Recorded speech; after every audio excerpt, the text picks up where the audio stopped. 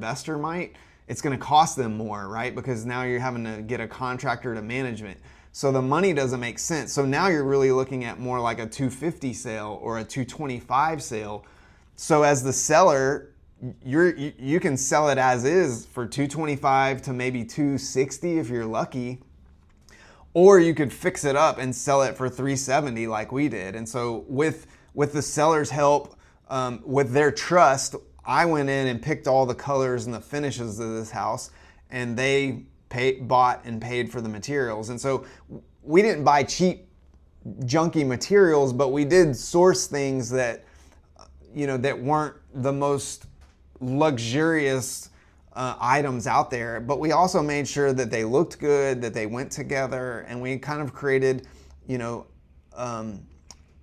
a vibe in this home that felt like, yeah, this is a house that I want to own and I want to buy. And we did it respectfully, and we did it correctly, and we didn't cut corners. And a lot of investors and flippers do that, but we made it to where when you walk into that house, it felt good. And so we sold the house at 370 instead of as is at, let's just say 270. If you were really lucky. I don't think it would happen in this market. A flipper, an investor, a homeowner that would want to fix it up was going to push that price down, especially in today's market where it's a little bit more favorable to a buyer. And so we were able to fix this property up for about $35,000.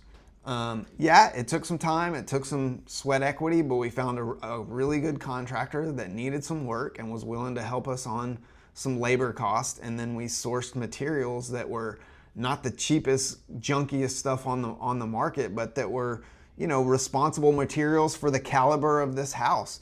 And I just think in today's market, you've got to look at that. And as a seller, no seller is going to want to give away $100 to $125, $130, $40,000 to sell it as is. Why wouldn't you hire somebody like us to get in there and help you fix it up to a level that is on par with what the market wants? So if you have a property like that, or you're thinking about just giving something away or selling it as is because it's a pain, I would reconsider and think about the benefit of a little bit of time and labor and sweat equity to get maximum dollars in this market. And we sold that house in like 3 or 4 days because it was done correctly and right, with the right materials and the right colors for what the market wants today. And it wasn't done cheaply, and it wasn't done partially. So think about that. Let me know what you think in the comments. I'd love to hear your thoughts on this subject.